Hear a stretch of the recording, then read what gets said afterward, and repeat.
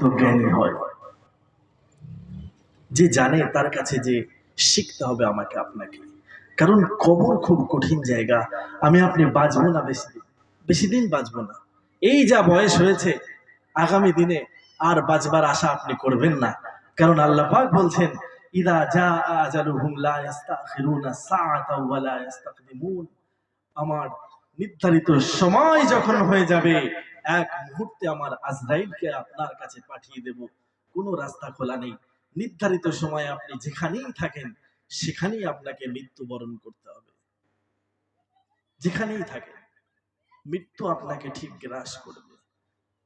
তো পৃথিবীর বুকে যারা মুমিন হবে, যারা আল্লাহ পাকের প্যারা হবে, যারা আল্লাহ পাকের প্রকৃত বান্দা হবে, তাদের ভিতরে আল্লাহ কিছু গুণ ভরে দেন। আর এই মুমিনরাই কবরে ছাড় পাবে। মুমিন বান্দার এক নম্বর গুণ হলো তারা সবর এবং ধৈর্য ধরতে জানে। জোরে বলেন। দেখবেন যাদের ভিতরে ঈমান থাকে, যারা মুমিন হয়, তারা হট করে রেগে যায় না। কিসের এত অহংকার তোমার? কিসের এত রাগ? কিসের এত বড়াই? আল্লাহ পাক বলছেন, ওয়ালা তামশি ফিল আরদি মারাহা। আমি আল্লাহ আমার জমিনে তুমি দাপাদাপি করে কেন বেড়াও? কি আছে তোমার? ইন্নাকা লান তাখরিকাল আরদা ওয়া লান তাবলুগাল জিবালা তুলা। তুমি কি পারবে আমার জমিনে পা দিয়ে দাপিয়ে আমার জমিনকে ফাটিয়ে দিতে? সে ক্ষমতা তোমার আছে? তুমি কি পারবে আমি আল্লাহ যে পাহাড়গুলোকে তৈরি করেছি লাফ দিয়ে এই পাহাড় অতিক্রম করতে? কিসের অহংকার তোমার? তোমার অস্তিত্ব কোথায় ছিল? এক ফোঁটা নাপাক পানি থেকে তোমার তৈরি। আমি আল্লাহ সৃষ্টি করেছি এমন এক ফোঁটা পানি থেকে, যে পানিটা নির্গত হওয়ার পরে মানুষের জন্য গোসল করা ফরজ হয়ে যায়। তোমার অস্তিত্ব ছিল ওই জায়গায়, তুমি সেখান থেকে বেরিয়ে এখন বড় বড়াই করতে শুরু করেছো। তুমি বড়। চিন্তা করো না, আমি তোমাকে পরীক্ষা নিচ্ছি। অচিরে আমি আল্লাহ আমার কাছে তোমার ডাকবো, সেদিন আমার কাছে তোমার জবাবদিহি করতে হবে। যেদিন আমি আপনি মরে যাব, একটুখানি একটুখানি জ্যান্ত থেকে মরে যান। এই জায়গায় আপনি বসেছেন, আস্তে আস্তে মনে ধারণা করুন আপনি মারা গেছেন। অনেক মৃত্যু বাড়ি আমরা সবাই উপস্থিত হয়েছি, দেখেছি কান্না, দেখেছি হাহাকার, দেখেছি আহাজারি, সন্তান সন্ততি, স্ত্রী পুত্র, আপনজন প্রতিবেশী, তাদের কান্না। মানুষ যখন মারা যায়, মৌতের যে কষ্ট, এই কষ্টটা এত তীব্র হয়, মানুষের শরীরে এত ব্যথা অনুভব হয়। কিতাবের মধ্যে এসে যে মানুষকে ধরে এই যে নড়াচড়া করিয়ে খাটের উপরে বা কাফন পরানোর সময় যে নড়াচড়া করানো হয়, এটাতে সে তীব্র ব্যথা অনুভব করে, অসহ্য যন্ত্রণা তার হয়। সে বারবার করে বলে, হে আমার কাফন পরানেওয়ালা মানুষরা, আমার আস্তে আস্তে কাফনটা পরাও, আমার সঙ্গে বেশি জোর জবরদস্তি করো না। কারণ এত কষ্ট আমার হয়েছে, আমার গোটা শরীরটা ব্যথায় জর্জরিত। যারা গোসল করায়, খুব আস্তে পানি ঢালো, খুব আস্তে, বেশি জোরে আমার গায়ের উপরে পানি ঢালো না। কারণ ওই যে তুমি পানি ঢালবে, ওই কষ্টটা সহ্য করার মতো ক্ষমতা আমার নেই। কত কষ্ট। আর সর্বোপরি যেটা বাকি থাকে সেটা হলো মায়া, সন্তান সন্ততি। আপনি যে ছেলেকে ছোট্টবেলা থেকে 35-40 বছর, 20-22 বছর তো আপনি বিনা স্বার্থে তাকে মানুষ করেছেন, আর ছেলেটা হাত ধরতে শিখেছে, আপনি একটু সুখ পেয়েছেন, আপনি ইন্তেকাল করে গেছেন। এই সাধের ছেলেটা আপনার মাথার ধারে বসে বসে কাঁদছে। যে স্ত্রীকে আপনি একদিন না দেখে থাকতে পারেন না, সেই স্ত্রীটা ঘরের বারান্দায় বসে কাঁদছে, আপনার লাশটা উঠোনে শোয়ানো। যে মেয়েটার শ্বশুর বাড়ি যাওয়ার বিরহ আপনি সহ্য করতে না পেরে বাচ্চার মতো হাউ হাউ করে কেঁদেছিলেন, সেই মেয়েটা আপনার পাশে বসে আব্বা আব্বা বলে কাঁদছে। কি পরিস্থিতি বলুন তো? মানুষটা, ওই মৃত মানুষটা ওই সময় হাহাকার করে চিৎকার করে। পৃথিবীর কোনো মানুষ সে চিৎকার শুনতে পায় না, কিন্তু সে বারবার হাহাকার করে কাঁদে, আমাকে কবরস্থানে নিয়ে যেতে একটু দেরি করো, অত তড়িঘড়ি আমাকে নিয়ে যেও না, একটু আস্তে আস্তে নিয়ে চলো। যখন ওই মৃত ব্যক্তিকে খাটিয়ায় করে চারজন মানুষ চারদিকে আস্তে আস্তে করে নিয়ে যায় কবরস্থানের দিকে, মৃত মানুষটা তখনও কাঁদতে থাকে, হে আমার প্রতিবেশীরা, হে আমার আত্মীয় স্বজনেরা, আমাকে আর একটু দুনিয়ায় রেখে দাও, আরো একটু ধীরে ধীরে নিয়ে চলো, অত জোরে জোরে যেও না, কারণ দুনিয়ার এই মায়ায় আমি আরো কিছুক্ষণ থাকতে চাই। কিন্তু সেই মৃত ব্যক্তিকে লেট করে নিয়ে যাওয়া হয়। যদি সকালে মারা যায়, যদি সময় সুযোগ থাকে, ইমাম সাহেব বলে দেয় জোহর বাদ। যদি বিকালে মারা যায়, চেষ্টা করে ঈশা বাদ মাটি দেওয়ার। যদি না হয়ে ওঠে, যদি সন্তান বিদেশে থাকে, দূরে থাকে আত্মীয় স্বজন, তাহলে ফজর পর্যন্ত কোন রকমে যায়, বেলা 10টায় জানাজা। থাকার সুযোগ তো আমার আপনার নেই, কিসের এত বাদরামি? এই যে রমজান মাস চলে গেল, আমি রমজান মাসে যখন আমোদপুর মসজিদের ওখানে আসতাম, দেখতাম সাধারণ জামাতেও অনেক মানুষ, অনেক মানুষ। কিন্তু রমজান মাস চলে গেল, এখন মসজিদে যেয়ে দেখবেন 4 জন, 3 জন, 2 জন। কেন? সমাজের অধঃপতন কেন? রাসূল বললেন এমন একটা সময় আসবে, ইসলাম নামে থাকবে, কামে থাকবে না। বাড়িতে কোরআন তো থাকবে, কিন্তু পড়ার মতো কোনো ব্যক্তি থাকবে না। আমার আপনার ঘরে কোরআন আছে, ওই তাকে বা আলমারি বা শোকেজের উপরে গেলাফ লাগিয়ে তুলে দেওয়া আছে। সবে বরাত আসলে একবার মেয়েরা পেড়ে ওখানে পড়াশোনা করে, ব্যাস আবার তুলে দেয়, 1 বছর চলে যায়। কোরআন তো থাকবে, কিন্তু পড়ার মতো মানুষ থাকবে না। আর সমাজের সবচেয়ে বড় ব্যর্থতা হলো সমাজে এখন মানুষ যতটা আছে, এর ভিতরে কোরআন শরীফ পড়নেওয়ালা মানুষের সংখ্যা খুবই কম। শুদ্ধভাবে কোরআন পড়তে পারে সমাজে হিসাব করলে 10%, অশুদ্ধভাবে আর 10%, আর একেবারেই পড়তে জানে না 50-এরও বেশি। কি হবে? যেটা আমাদের মূল গ্রন্থ, যে কোরআনের জন্য নবীর এত সংগ্রাম, সাহাবাদের এত রক্ত ঝরানো, তাদের এত পরিশ্রম আর মেহনত, সেই কোরআন শরীফ আমরা মুসলমান পড়তে পারি না। এর চেয়ে বড় ব্যর্থতা পৃথিবীতে আর কিছু আছে? কি জবাব দেবো আল্লাহর কাছে? যে কোরআন শোনার জন্য আবু জেহেল, আবু লাহাব, উতবা, সাইবা রাসূলুল্লাহর ঘরের চারপাশে ভিড় লাগাতো, সেই কোরআন শরীফ আমরা মুসলমান হয়ে এত সহজে পেয়েছি, আমরা পড়তে জানি না। এর চেয়ে লজ্জার আর কিছু নেই। ছোট বাচ্চা, বয়স্ক, কম বয়স্ক, মুরব্বী, নারী পুরুষ XYZ যেই হন না কেন, এখনো সময় আছে। ইমাম সাহেব ডেকে হুজুরদের কাছে যে টাকা খরচ করে, সময় ব্যয় করে, সময় এখনো আছে, বার করে কোরআন শেখেন, নইলে নাজাত পাওয়া যাবে না। এত পরিমাণ সমাজে ভাইরাস ছড়িয়েছে, সমাজে জিনা ব্যভিচার যেরকম অবাধে হচ্ছে, সুদ ঘুষ, বুঝতে পেরেছেন? মানে একদম গোটা মুসলিম সমাজ বরবাদের শেষ গোড়ায় পৌঁছে গেছে। ঘরে ঘরে খুঁজলে সুদখোর বার হবে, ঘরে ঘরে খুঁজলে ঘুষখোর বার হবে, ঘরে ঘরে খুঁজলে পণখোর বার হবে।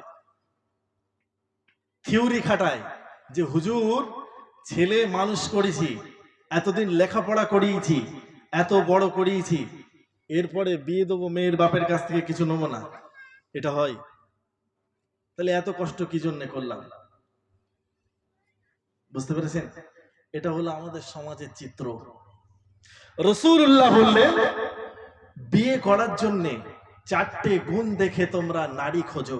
1, ওয়ালি মালিহা, নারীর ধন সম্পদ দেখো, ওয়ালি নাসাবিহা, সেই নারীর বংশ কিরকম দেখো, ওয়ালি জামালিহা, সেই নারীর রূপ সৌন্দর্য দেখো। সর্বশেষ রাসূলুল্লাহ বলেছেন, তিনটে গুণ যদি কোনো নারীর ভিতরে না পাওয়া যায়, শেষমেশ তুমি দেখবে ওয়ালি দীনিহা, জোরে বলেন না সুবহানাল্লাহ, ধার্মিকা, ধর্মভীরুতা সেই মেয়ের ভিতরে থাকে। তুমি যদি সেই মেয়ের ভিতরে ধার্মিকা ভাবটা খুঁজে পাও, নিঃসন্দেহে ওই মেয়েটাকে তুমি বিয়ে করতে পারো। জোরে বলেন।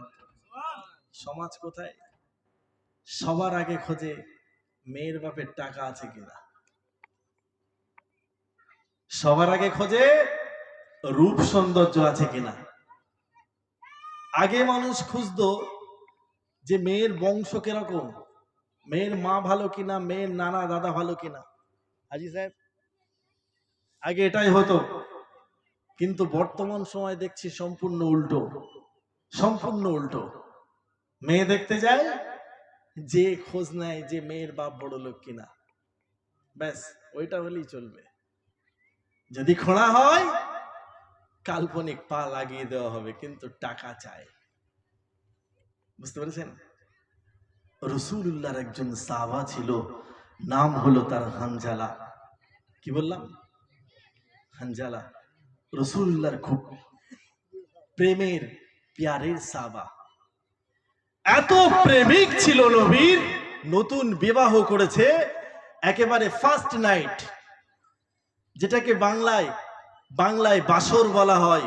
ওই রাত্রে হানজালা নতুন স্ত্রীর কাছে হঠাৎ যুদ্ধের দামামা বেজেছে, চারিদিক থেকে সাহাবায়ে কেরাম বেরিয়েছে। হানজালার কাছে এসে, হানজালা যুদ্ধ লেগে গেছে, এক্ষুনি বার হতে হবে। এমন একটা পরিস্থিতি যে হানজালার ফরজ গোসল করার সময়টুকু হলো না, ঘর থেকে বার হয়ে গেল। যুদ্ধের ময়দানে বীর বিক্রমে লড়াই করতে করতে হানজালা শহীদ হয়ে গেল। গোসলটা তার ফরজ। কিছুদিন কেটে গেল, দেখতে দেখতে দেখতে দেখতে কয়েক মাস পার হয়ে গেল। হানজালার যে স্ত্রী ছিল, সে হয়ে গেল গর্ভবতী। বুঝতে পেরেছেন? ফার্স্ট নাইট তার সঙ্গে কাটিয়েছে।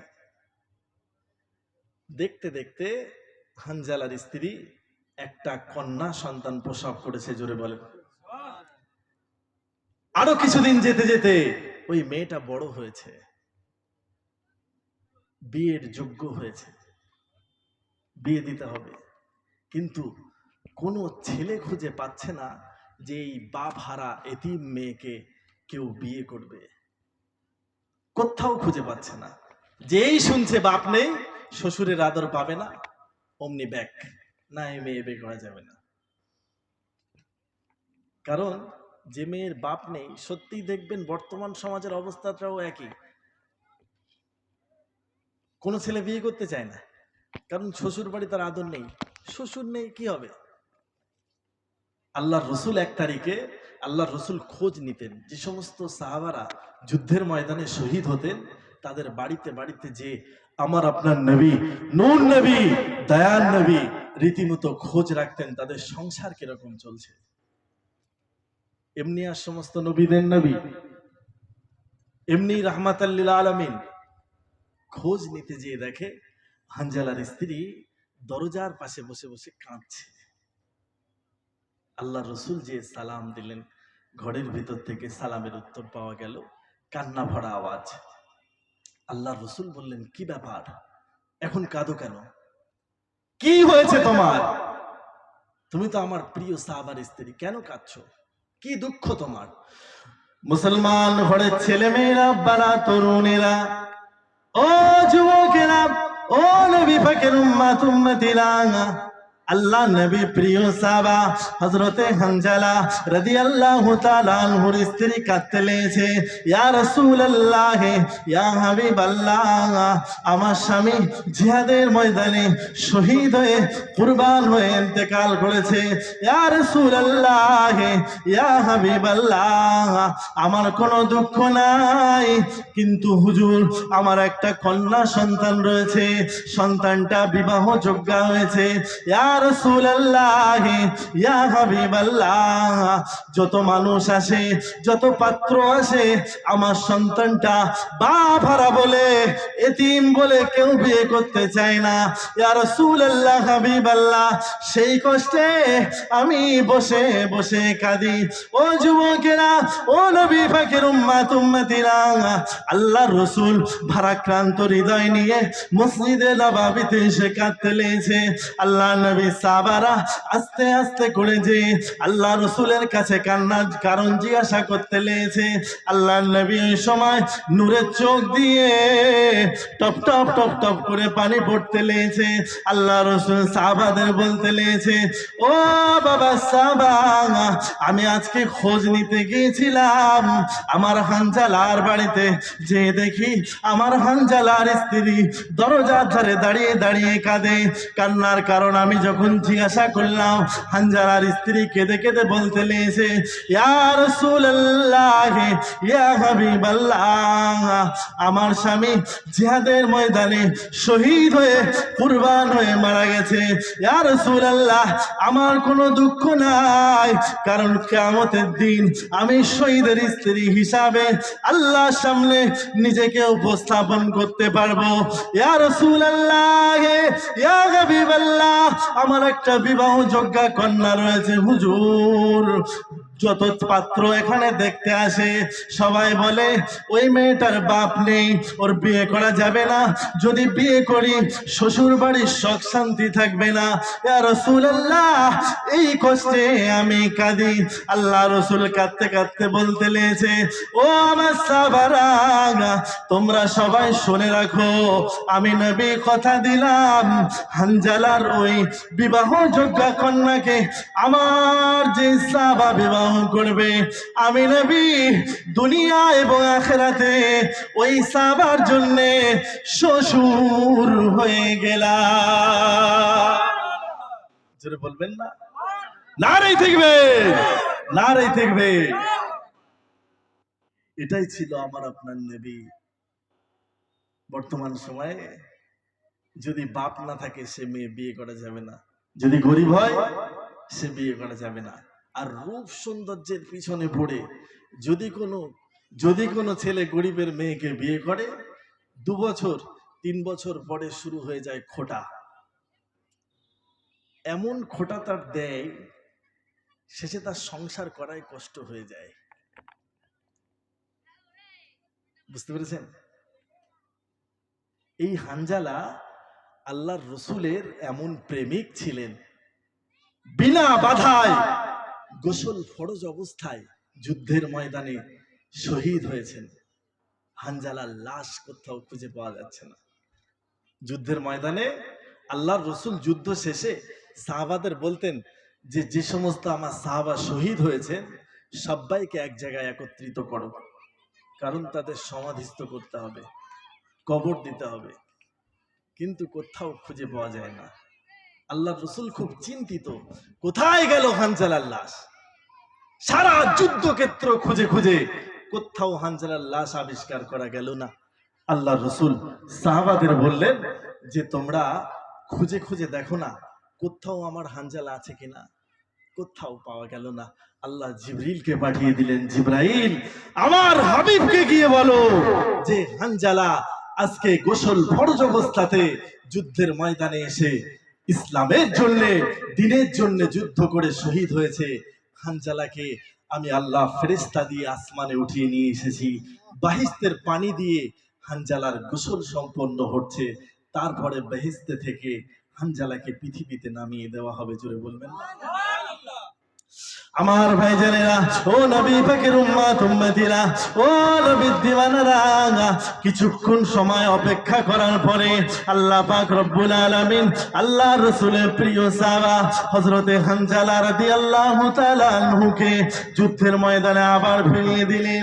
হানজালা যুদ্ধের ময়দানে ফিরে আসার পরে আল্লাহর রাসূলের যেমনি নজর পড়েছে, আল্লাহর রাসূল আস্তে আস্তে হানজালার পাশে চলে আসলেন। দেখলেন হানজালার সমস্ত শরীরটা পানি দিয়ে পরিষ্কার করা আছে। হানজালার মাথা থেকে এখনো পর্যন্ত টপ টপ টপ টপ করে পানি ঝরতে লেগেছে। আল্লাহ নবী সাহাবাদিগকে ডাকতে লেগেছে, ও আমার সাহাবারা, কে কোথায় আছো? ছুটে ছুটে ছুটে ছুটে এসো। তোমরা জীবনে দুনিয়া থেকে জান্নাতের কোনো নাজ নিয়ামত দেখতে পাওনি। বাবা সাহাবা ছুটে ছুটে এসো, এসে আমার হানজালার মাথার পাশে দাঁড়িয়ে যাও।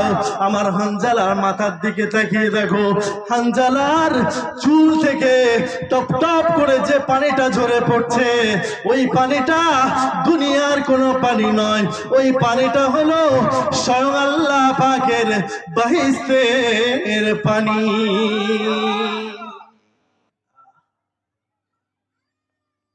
কি সৌভাগ্য বলুন তো।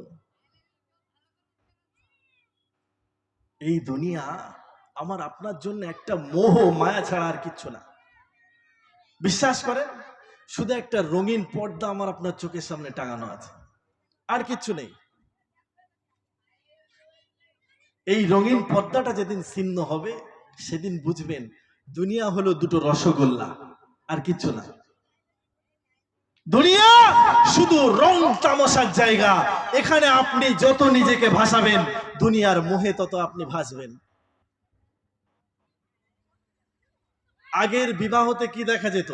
বিয়ে যখন হতো, ঘটক, নানা দাদা, গ্রামের মায়ে মুরব্বী, কিছু মুরব্বী মানুষ, যে বিয়ে সম্পন্ন হয়ে গেল। কিন্তু বর্তমান সময় এক একটা বিয়ের বাজেট শুনলে আপনি চমকে উঠবেন। গ্রামের গরিব মানুষগুলোর 3 মাস খাওয়া হয়ে যাবে। বিয়ের বাজেট 50 লাখ, বিয়ের বাজেট 20 লাখ, 30 লাখ। হর হামেশা সাধারণ মধ্যবিত্ত ফ্যামিলিতে হিসেব করলে 2 লাখ, 3 লাখ, 4 লাখ